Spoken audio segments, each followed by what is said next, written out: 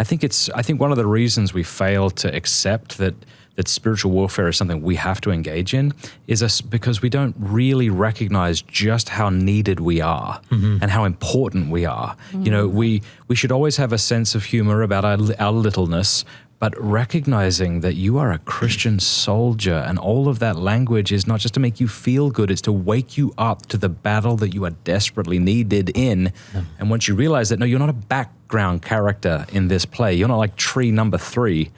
Once you realize it about yourself and start taking yourself more bloody seriously, that's when you realize that your strength is needed. The battle is real. It was quite a learning curve, like for me, because, you know, before I got married, I knew how to take care of myself spiritually. I've got my daily mass, I've got my rosary, you know, and then Crystalina and I'll pray together, and it was a piece of cake.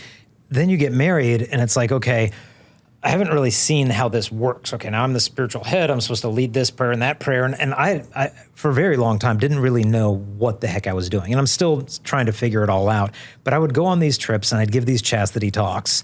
And while I'm gone, you know, initially we did it as a dating couple, then an engaged couple. I actually proposed to her during a high school assembly in front of 800 kids. I figured she couldn't say no in front of all of them, so it was a safe bet. And so we did this all together, even as a married couple. And the kids started showing up. She would stay home with the baby, and then I'd go out on the road, and I'd keep my trips shorter to get home fast. But when I would go out on the road, literally all hell would break loose at home.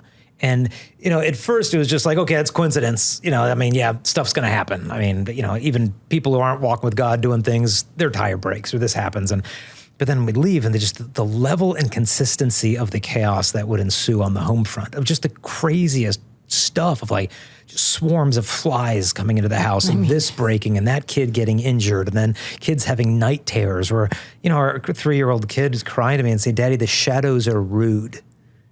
It's like, okay, who says that? Like, wait, how do you come up with that? The shadows are rude. That's going to be the name of my next horror story. That's brilliant. but you can't script that stuff. Like, that's coming from, and we're not showing them horror films, then putting them to bed after watching Friday the 13th or whatever. It's like, okay, all right, something's going on. What do I do? It's like, okay, you know, I'll start with some holy water and I'll bless this, but then, okay, night terrors are still happening with our kids. Like, what's going on? And, you know, having a priest come to the house and bless the house, having mass in the house. And it just seemed like I'm trying all this stuff and it's still happening, you know, this retaliation. And it wasn't happening to me while I was on the road. I don't have night terrors. I don't have these crazy temptations. I'm not like Padre Pio, the devil lighting my bed on fire and throwing around the room. Like, it ain't going on. It was just that he was hitting me on my weak side, meaning where it's going to hurt my wife and kids while I'm away, and I can't just be there. And like for Crystal, you know, there was, I think, resentment brewing of like, you're not protecting our family like you need to. And me of just like, what do I need to do? Like, I'm doing this prayer, I'm doing that prayer, and stuff's still happening. But just the afflictions that she was experiencing, the kids. And so, I mean, it was a real painful learning curve, because I think a lot of people think, okay, it's either a spiritual matter or it's mental health stuff. It's one or the other, you know. And so the church, when it's going through this stuff, will discern it's this and not that. That's not really what the church teaches. It's not either or. It's always both and. There's always a human element. There's always a spiritual element. And I think in our misunderstanding of it's got to be one or the other, people be like, mental health, psychology, not all. We can't see the devil underneath every single rock. That's just not realistic.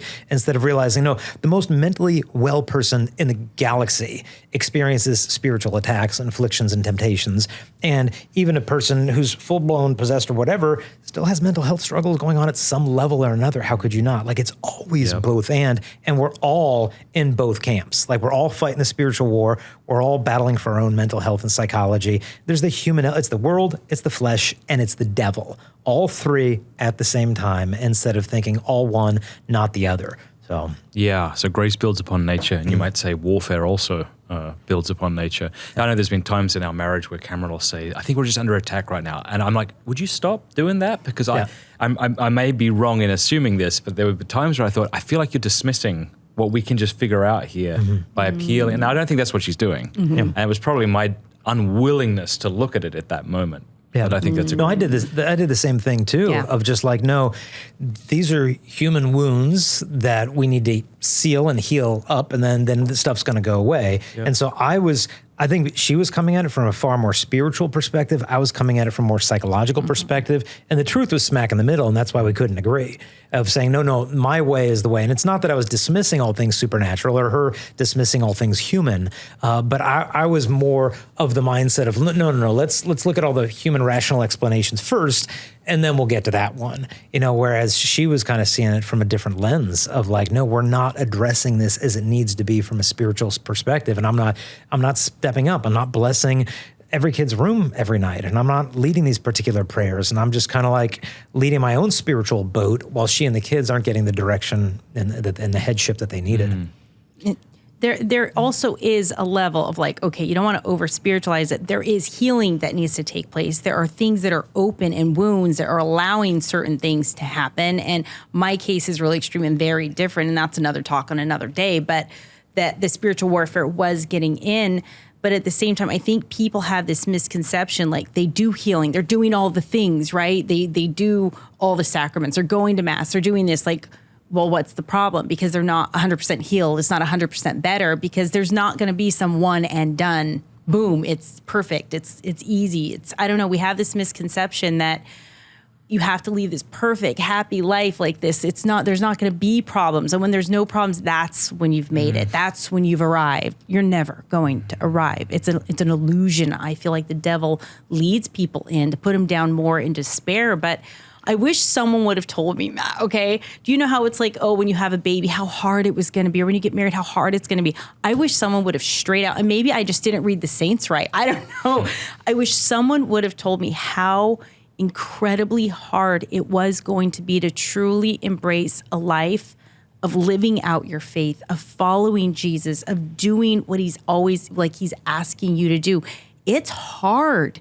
It's grueling. It stretches you. It pulls you. You're always growing. There's not a stop in it. Like God is always breathing new life, new growth, and stretching, and it hurts. Like there's not going to be a point where you're like, happily ever after. There is not. It's not going to happen till you're dead. Okay, so stop hoping for it. Stop wishing for it. Stop expecting it. There's not that next thing that's just like I've arrived. Right? It's a journey, and we know that. It says that in the church. Like it's a journey.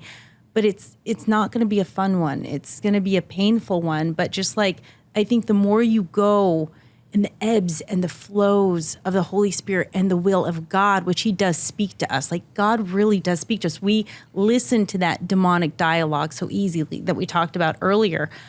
But we so often just blow off when we hear those small, still whispers of God in our heart. And we think that's the lie, right? Isn't that the truth? It's so upside down, inside out. But we believe the demonic dialogue, but the real truth being breathed into us, we just like, it's so true. This reminds me of an interaction I had with Dr. Bob Schutz, who's helped both of us in different ways.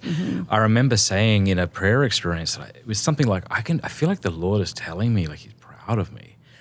But I didn't want any of that. I hated that. Yeah. And then I said to him, actually, I feel like maybe I was telling myself what I want to hear. He's like, Matt, I've been with you for a while. This doesn't sound like the sort of thing you want to hear. You're telling yourself the opposite continually, or somebody else is.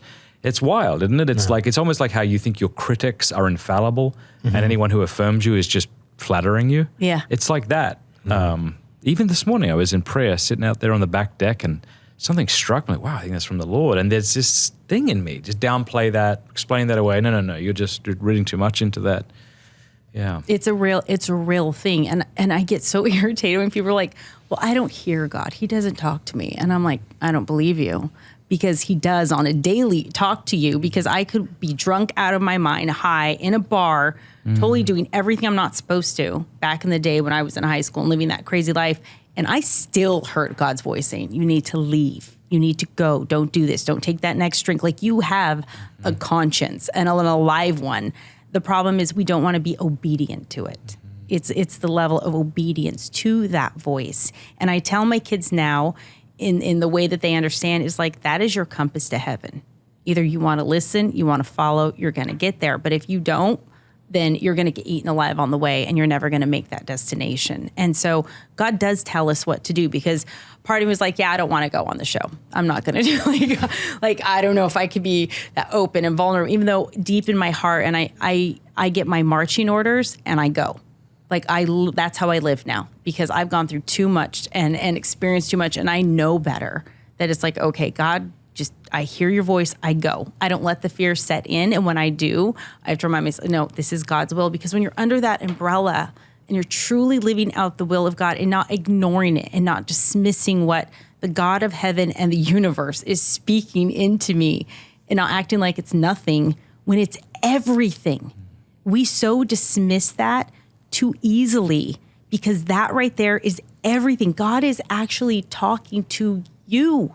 And you're just like, oh, it's not important. No, you get off your butt and you do exactly what he's saying. And then maybe that problem you're always complaining about won't be there anymore. But it's easier to complain and whine and moan and go to Instagram and chat GPT than to actually listen to the voice of God within you. So it's like, okay, either wake up, step up, show up to your fight that is a spiritual one, and we have a guide, but we have to listen. And I think that's where it's hard, is that obedience of actually following through with that, because it's difficult. Thank you very much for watching that Pints with Aquinas clip. If you like it, do me a favor, click like and subscribe, and please offer a Hail Mary for the work of Pints with Aquinas and all the people we're trying to reach. God bless you.